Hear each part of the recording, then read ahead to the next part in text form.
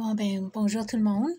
C'est encore moi. Je reviens avec une autre vidéo que Dieu a vraiment encore mis sur mon cœur cette semaine. Mais celui-là, c'est un peu plus différent parce que c'est un rêve que j'avais regardé en 2015. Puis c'était vraiment l'ose que Dieu commençait à ouvrir mes yeux, qu'on était rendu vers la fin de la Bible. OK? Puis, en tout cas, en 2015, j'avais vu ce rêve-là. Il est venu devant moi. J'ai pas cherché rien. Puis c'était vraiment en 1980 que ce catholique a eu ce rêve-là sur la fin des temps. Et de temps en temps, spécialement depuis 2020, je reviens tout le temps à l'écouter de temps en temps. C'est comme si Dieu met sur mon cœur de l'écouter encore parce que, en tout cas, le rêve qui était partagé par cet homme qui s'appelle Ken Peters a duré 2h30 quand je l'ai écouté. Alors, il y a beaucoup de détails dans son rêve. Et c'est ça, lui a eu ce rêve en 1980, mais il ne l'a pas partagé avant 1997. So, 17 ans plus tard, il a partagé ce rêve-là publiquement. Et avec tous les événements qu'il y a eu dans ce rêve-là, c'est ça, il voyait qu'il y avait environ une période de 3 à 4 ans que ce rêve... ça révélait qu'est-ce qui était pour arriver pendant à peu près 3 à 4 ans. Alors, dans la fin des temps. Alors, moi, vous partage ça aujourd'hui en français. J'ai cherché en ligne pour le trouver en français. J'ai jamais trouvé en français. Je l'ai même trouvé en espagnol l'autre jour, mais pas en français. Et là, je sentais que Dieu, pour une raison spécifique, m'a demandé de moi-même le partager avec vous aujourd'hui. Alors, j'ai traduit un transcript que j'ai trouvé en anglais et je vais vous lire ça. Puis ensuite, je vais ajouter un peu mes commentaires à la fin. Alors, ça commence, ça c'est le rêve de tribulation de Ken Peters. Au moment de ce rêve, j'étais un pécheur rebelle aux voies de Dieu, sans désir de servir ou de suivre aucune religion chrétienne. J'étais catholique semi-pratiquant, mais je le faisais parce que j'étais obligée de suivre les croyances familiales. Permettez-moi de vous dire qu'aucun moment avant ce rêve, j'avais vraiment cherché Dieu. Je vivais juste ma vie. Mon rêve a commencé par un bruit extrêmement fort qui semblait un klaxon de voiture des années 1970. Puis j'ai vu des gens sortir de leur tombe partout dans le monde. Les gens ne sortaient pas de chaque parcelle de cimetière, seulement certains d'entre eux. Même dans le même cimetière, il y avait d'autres parcelles dont personne n'était ressuscité. Ces résurrections furent très violentes. C'était comme si la terre recevait une petite explosion et s'ouvrait. J'ai littéralement vu de la terre voler. Cela se passait partout dans le monde. Ils étaient vêtus de vêtements blancs, brillants et lumineux. Puis, ils ont disparu instantanément. Je ne les ai pas vus s'élever dans les airs. Je ne sais pas où ils sont allés. Je n'ai même pas vu non plus personne vivant emporté quelque part. Cela a créé une hystérie de masse, du désespoir et le chaos imprégnait toute la société. Je pouvais voir de manière surnaturelle de nombreuses régions de la Terre et ce chaos remplissait toute la planète. Tout le monde voulait savoir ce qui s'était passé et où étaient allés les gens qui sortaient des tombes. Un désespoir absolu régnait dans chaque cœur. Les gens étaient totalement perplexes. Le monde entier était en désordre complet.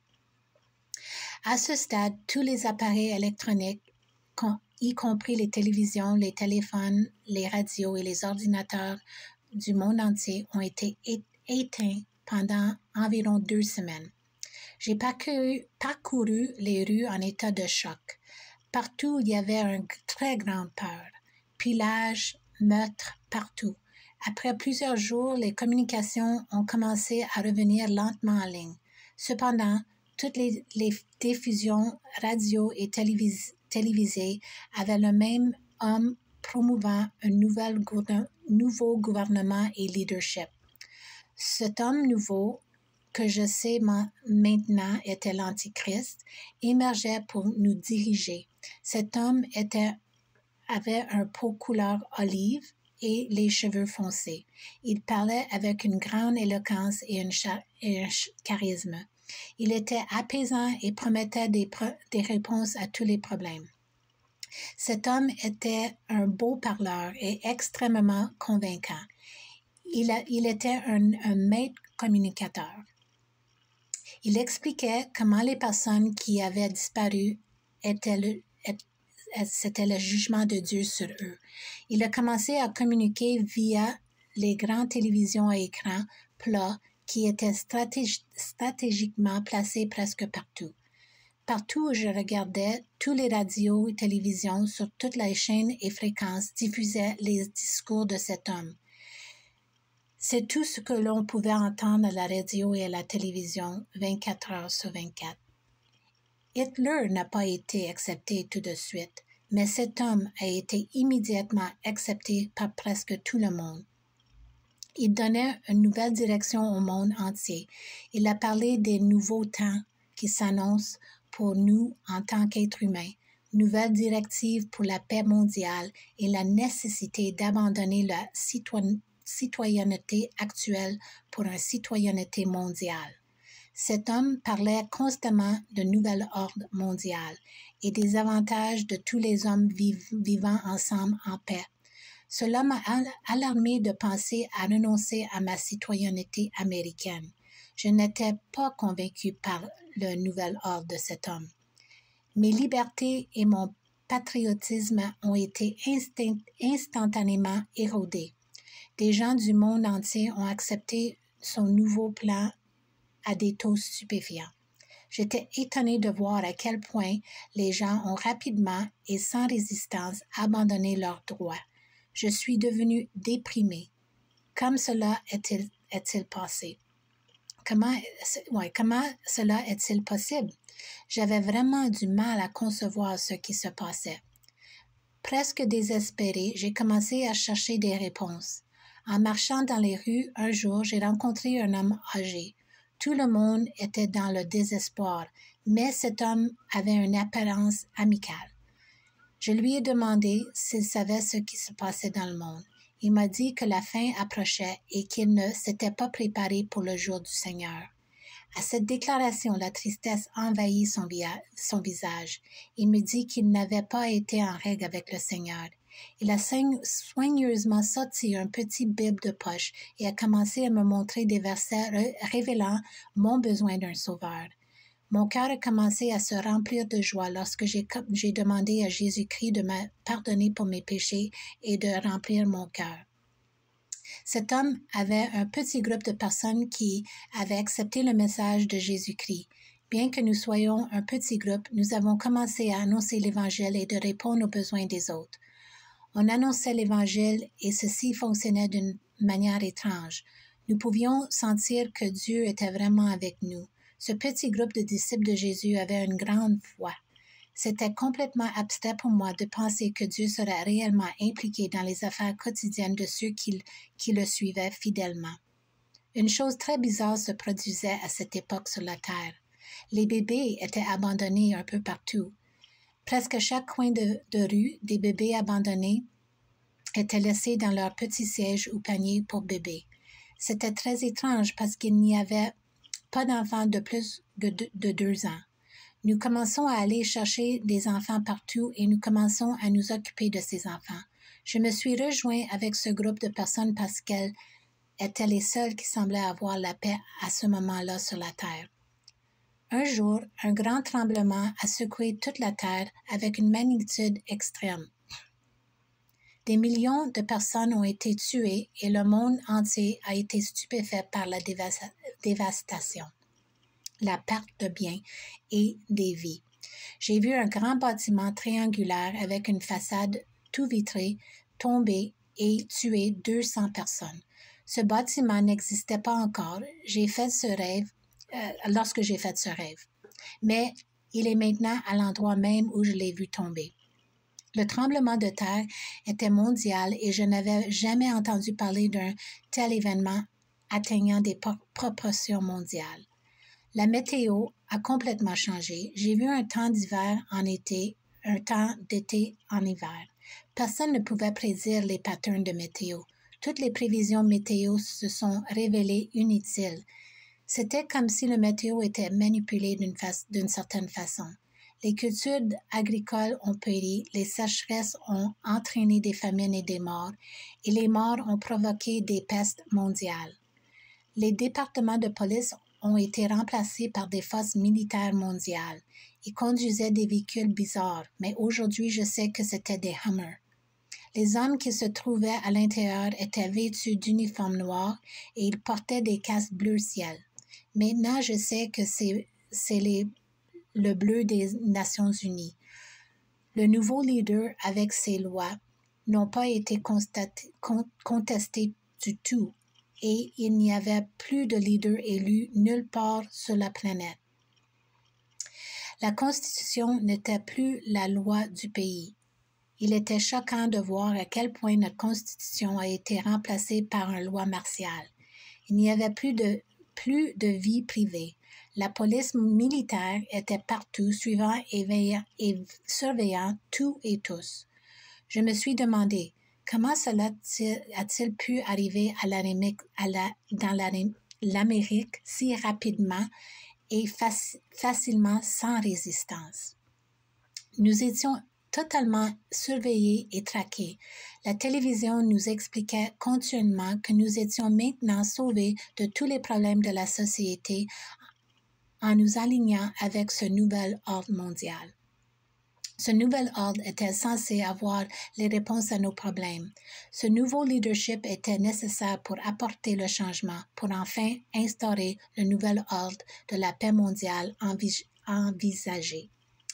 Mon travail avec l'évangéliste continuait d'augmenter. De nombreux soi-disant chrétiens étaient transformés par la puissance de l'Évangile que cet homme nous enseignait. Ces chrétiens rétrogrades ont expliqué comment ils avaient autrefois eu une relation avec Christ, mais étaient devenus froids dans leur foi. Et ils avaient éloigné d'une vie de sainteté passionnée pour Dieu. Pendant une courte période d'environ 4 à 6 mois, de nombreuses personnes sont venues à Christ dans une totale soumission. Un jour, un homme s'est approché de moi et m'a dit qu'il fallait obtenir ma marque d'identification et il m'a dit que nous ne pouvions plus effectuer des transactions commerciales sans cette marque sur notre main droite ou notre front. Il m'a encouragé à obtenir cette marque pour éviter les tracas à venir. À cet instant précis, une très forte impression m'est venue, me disant absolument de ne pas obtenir cette marque en aucune circonstance. Mon esprit a commencé à entendre une voix directement de la Bible que j'ai su par après et se trouve dans l'Apocalypse chapitre 13, versets 16 à 18. Et il fait que tout, petit et grand, riche et pauvre, libre et esclave reçoit une marque sur leur main droite ou sur leur front et que personne ne put acheter ni vendre sans avoir la marque, le nom de la bête ou le nom de son nom. C'est ici la sagesse. Que celui qui a de l'intelligence calcule le nombre de la bête, car c'est un nombre d'hommes et son nombre est 666. Cela m'a complètement étonnée, sachant que je n'avais jamais lu les Écritures ni entendu parler d'une telle marque d'identification. Le nouvel ordre a commencé à recommander aux gens d'obtenir cette marque. Ils ont vendu l'idée au peuple de la même manière que l'idée d'utiliser des chèques et des cartes de crédit en convainquant le public de leur nécessité. Bientôt, la pression a été augmentée au point qu'on ne pouvait ni acheter ni vendre sans cette marque d'identification. J'ai commencé à marcher dans les rues. Tout le monde était spirituellement mort. Les visages des hommes partout étaient remplis de terreur. Ils avaient l'air d'être dans un état paralytique. Le suicide est rapidement devenu la réponse à la terreur qui entourait l'humanité. Les cœurs des hommes leur faisaient littéralement défaut à cause de la peur. Des milliers de personnes commettaient des suicides. Les géants télévision à l'écran diffusaient des événements mondiaux comme s'il s'agissait de nouvelles locales. À présent, presque toutes les nations étaient dans ce nouvel ordre mondial. C'était très étrange. Il n'y avait presque plus de nations souveraines. Le monde était désormais divisé en régions globales. Il n'y avait plus de continents ou de pays tels que nous les connaissons aujourd'hui. La présence de Dieu sur la scène mondiale était presque impossible à détecter. Le mal avait envahi tous les aspects de la société. Une grande obscurité spirituelle couvrait la terre. La véritable gravité du désespoir et du manque d'espoir était visible sur chaque visage. Les gens agissaient comme des zombies. L'amour de beaucoup avait refroidi, montrant peu ou pas d'émotions, telles que la joie, la paix et l'espoir. Mon ami évangéliste a lancé ce qu'il appelait l'assaut final à grande échelle pour partager la bonne nouvelle de Jésus. Dans des poches à travers le monde, d'autres ont commencé à faire de même. J'ai pu voir cette incroyable démonstration de la puissance de Dieu à l'œuvre. Je pouvais voir la scène mondiale en pleine démonstration de qui était Jésus et de ce qu'il pouvait faire. J'ai vu des miracles partout. Le peuple de Dieu réalisait de nombreux miracles par tous ceux qui avaient vraiment consacré leur vie à lui. La différence était que les véritables serviteurs de Dieu étaient capables de faire des œuvres incroyables, faisant des miracles, y compris ressusciter des morts et guérir les malades de leurs maladies incurables. Cela se produisait partout dans le monde. C'était comme si Jésus lui-même était partout en train d'accomplir son œuvre à travers de ces gens ordinaires. Des miracles incroyables devenaient maintenant le norme. Cet immense déversement de l'Esprit de Dieu était énorme et très répandu. Des nations entières étaient amenées dans le royaume de Dieu, mais cela n'a duré qu'un très court laps de temps. Après, une obscurité totale a à nouveau commencé à engloutir les esprits de tous ceux qui ne voudraient pas entendre ce message d'espoir en Jésus. Peu de temps après cet élan d'évangélisation, nous avons été capturés par des agents militaires. Nous avons été placés en garde à vue et interrogés sur nos affaires. Ces agents avaient une connaissance directe de tout ce que nous faisions. C'était comme s'ils étaient avec nous tout le temps. Les questions étaient gentilles au début. On nous a donné une explication du nouvel ordre et il nous a été souligné la nécessité de notre allégeance puisque les États-Unis n'existaient plus. Les hommes qui nous parlaient étaient très polis dans leur discours et assez convaincants sur la nécessité de notre coopération. On nous a finalement dit que nous ne devions plus annoncer l'Évangile. Nous avons refusé d'arrêter notre évangélisation et avons été amenés à un autre niveau d'interrogatoire. Le véritable cœur du nouvel ordre a finalement été révélé. Les menaces et les provocations étaient maintenant à plein régime et exposées. C'était très effrayant. Ils nous ont dit que leur plan était d'éliminer complètement tous les chrétiens. Ils ont dit que nos pratiques religieuses dépassées étaient futiles et que de nombreux chrétiens avaient craqué sous la pression du nouvel ordre, prouvant ainsi le vide de leur foi. La moquerie et l'insolence étaient au centre de l'interrogatoire qui a duré des heures. Ils ont commencé à nous demander de nier lui. Ils ne disaient pas le nom Jésus. Ils l'appelaient Jésus lui. C'était comme s'ils ne pouvaient pas prononcer le nom Jésus. Si un homme n'était pas vraiment établi sur le roc de Jésus, il était facile pour lui de céder. Mais nous avons reçu la force et le courage divin et nous ne nous sommes pas laissés intimider par leurs menaces. Enfin, après de nombreuses heures d'interrogatoire, nous avons été conduits dans un très long couloir. Des centaines de personnes étaient en file d'indiennes. Plusieurs portes séparaient ce long couloir et de temps en temps d'autres interrogateurs surgissaient et davantage de personnes dans la file abandonnaient leur foi. J'ai vu beaucoup de gens sortir de la ligne. En sortant de la ligne, ils commençaient à pleurer. Nous avons commencé à réaliser que cette ligne était une ligne pour les chrétiens en route vers une sorte de torture ou quelque chose comme ça. Après de nombreuses heures, nous avons atteint la dernière porte visible. La porte s'est ouverte, révélant un bourreau et plusieurs agents. Maintenant, la pleine réalisation de ce qu'il en était nous est venue. La peur m'a saisi. Jamais auparavant j'avais ressenti une telle peur. Je commençais à trembler. Ce n'était pas un tremblement comme si j'avais froid. Je tremblais violemment. Je commençais à trembler comme une machine à laver gravement déréglée. Des frissons extrêmes envahirent tout mon corps. J'avais à peine la force de tenir debout. Ma mâchoire était barrée. Cet homme portait un capuchon noir avec des trous pour les yeux et la bouche. Il avait une épée qui ressemblait à celle dans les films de Sinbad. Cela ressemblait à l'épée sur les emblèmes maçonniques. La présence du mal était intense et était littéralement tangible. Toute l'expérience était horrifiante et je savais maintenant que le seul moyen d'être sauvé était de mourir pour ma foi. Le moment était venu où le seul moyen d'être sauvé était de mourir pour Jésus.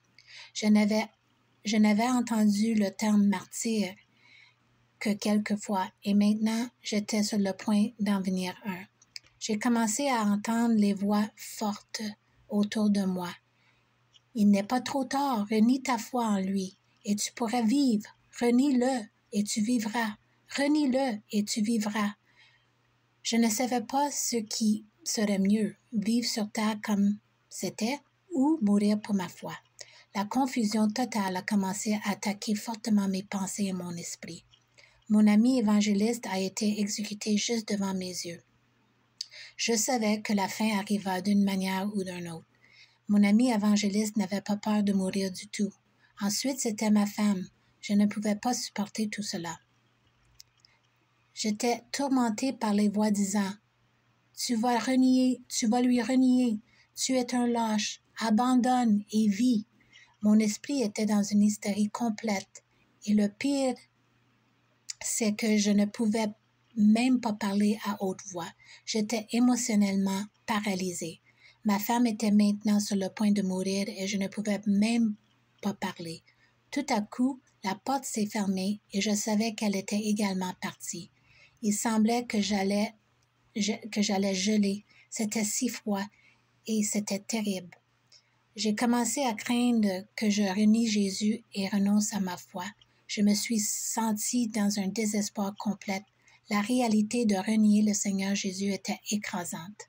Je ne pouvais pas parler pour appeler le Seigneur à l'aide.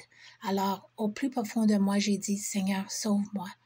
Je ne veux pas te renier. » Et instantanément, je sentis une main toucher mon épaule droite et une grande chaleur et paix envahir tout mon être. Je me retournai pour voir qui était avec moi et là, se tenait Jésus.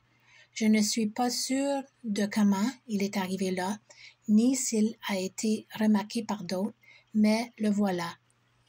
Et il était glorieux. Ses yeux étaient comme du feu, des lampes flamboyantes, scrutant profondément mon âme. Fort et réconfortant, il me parle et me dit, « N'aie pas peur, car la mort ne te retiendra jamais, mon fils. » Tout à coup, le courage et la hardiesse m'envahirent et je déclarai, « Je ne réunirai jamais Jésus-Christ, car il est le Seigneur de tout et désire que tous soient sauvés de leurs péchés. » La porte s'ouvrit à nouveau. Cette fois, c'était mon tour. J'étais élongée sur le dos, sur une table en forme de croix. Mon corps était attaché à la table sur ce qui serait la partie verticale de la croix et mes bras étaient attachés à ce qui serait la partie horizontale. Le bourreau se tenait prêt à prendre ma vie. J'ai vu l'épée levée. Je l'ai vu tomber, mais dès que la lame de l'épée a touché le devant de mon cou, je suis partie littéralement de mon corps. Je ne ressentais aucune douleur. J'étais instantanément debout à côté de Jésus, regardant toute la scène. J'ai vu mon corps saigner abondamment. Le bourreau et les agents ont fait plusieurs commentaires sur la quantité de sang que je perdais par rapport à la plupart des gens. J'ai saigné tellement que le bourreau a enlevé son casque en criant « Je ne tuerai plus un autre de ces gens ». Je me suis réveillée du rêve, très très secouée et ayant besoin de nombreuses réponses à ce rêve. Alors, c'est ça le rêve, en gros. Il n'y a pas tous les détails. Je vais mettre dans la description de cette vidéo une transcription en français qui est plus détaillée qu'une sœur a faite. Alors, je vais mettre le lien en dessous. Mais je veux juste ajouter quelques commentaires.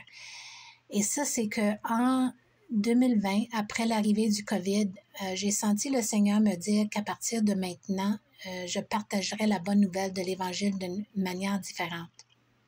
Je n'étais pas sûre ce qu'il voulait dire vraiment par cela, mais aujourd'hui, je sais qu'il parlait de la façon dont j'allais partager le message de la fin des temps, en particulier avec les catholiques, pratiquants ou non. Pourquoi les catholiques?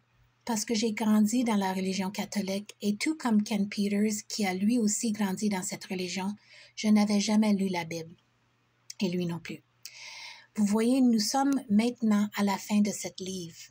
Ce que nous voyons se passer dans le monde entier aujourd'hui a tout été prophétisé dans la Bible il y a 2000 ans.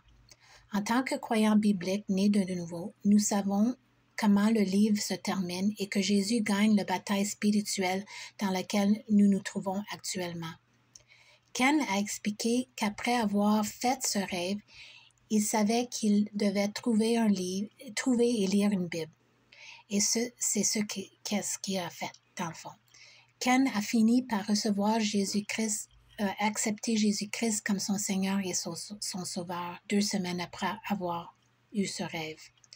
Quand le Seigneur me donne la chance de partager l'Évangile aujourd'hui avec les gens ici au Québec, et c'est là où le Seigneur m'utilise présentement, il a mis dans mon cœur l'urgence de parler de la fin des temps, le retour de Christ et du système de la bête qui est déjà en place en ce moment.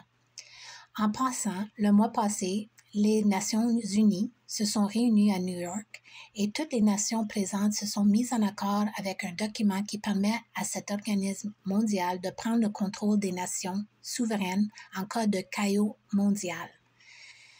Tout cela a été approuvé complètement sous le radar sans que le reste du monde en ait conscience. J'ai écouté la version anglaise de cette rêve plusieurs fois depuis 2015 et à chaque fois que je l'écoute, je capte quelque chose de nouveau. Et cette semaine, lorsque j'ai écouté le rêve de Ken, encore une fois, ce qui m'a sauté aux yeux, ce sont les militaires conduisant les Hummer qui portaient des casques bleus. Et cette semaine, j'ai vu un article sur la façon dont des casques bleus des soldats de paix ont été tués lors d'une attaque au Moyen-Orient. Ces soldats de la paix appartiennent aux Nations unies. Il est également important de noter que lorsque Ken a fait ce rêve en 1980, les Hummer n'existaient même pas encore. Et il a partagé ce rêve en 1997 publiquement pour la première fois. Mais 5 ans auparavant, le Hummer avait sorti. De plus, en 1980, il n'y avait pas d'Internet ni d'ordinateur personnel. Les géants télévisions à écran plat n'existaient pas encore. Alors, c'est toutes des choses qu'il avait vues dans son rêve aussi. Le rêve de Ken commence en voyant la résurrection des croyants qui étaient dans leur tombe.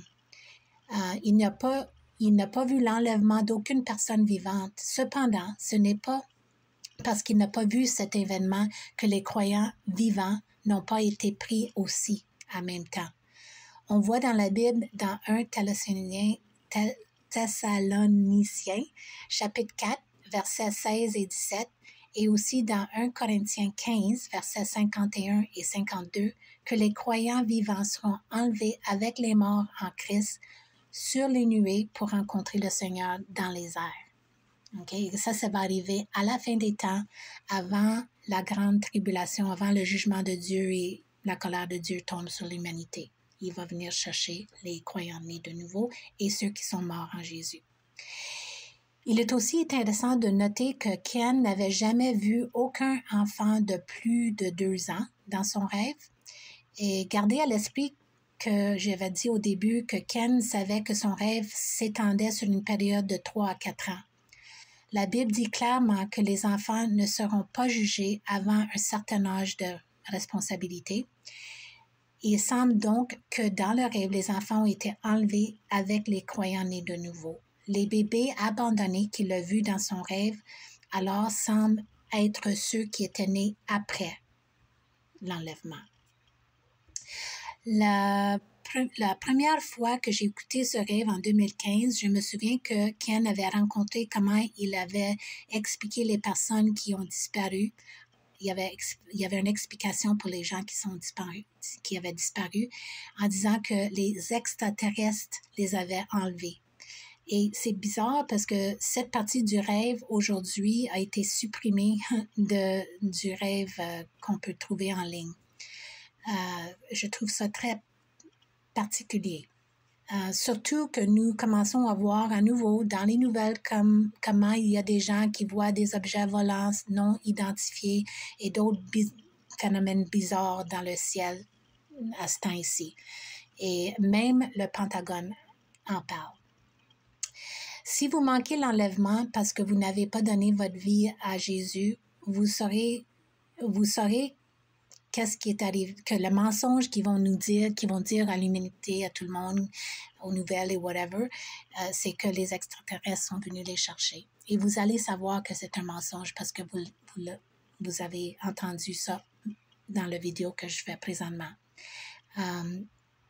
Alors, c'est ça. Si vous êtes parmi ceux qui sont laissés, comme vous, beaucoup se rendront compte de ce qui s'est passé et ils auront la chance de se repentir et être sauvés. C'est exactement ce que Ken Peters a vécu lui-même lorsqu'il a rencontré l'homme âgé qui lui a parlé de Jésus. Les croyants seront rassemblés et amenés dans des centres de détention où on leur dira qu'ils doivent accepter la marque de la bête ou être tués pour leur foi en Jésus. Beaucoup refuseront la marque et seront martyrisés, tout comme Ken a vu dans son rêve. Ce sera très désagréable pour ceux qui sont laissés par contre, mais ils peuvent toujours être sauvés en tournant vers le Seigneur. Dans son rêve, Ken lui-même était l'une de ces personnes qui ont été sauvées après l'enlèvement mais était décapité pour sa foi. Et vous pouvez trouver ça dans l'Apocalypse, le dernier chapitre de la Bible, dans l'Apocalypse 6, versets 9 à 11, et aussi chapitre 20, verset 4, où il parle des chrétiens qui vont être décapités. Je n'ai rien trouvé de contraire aux Écritures dans aucune partie de ce rêve. En résumé, cela m'a aidé à vraiment voir plus clairement la séquence et la nature des événements de la fin des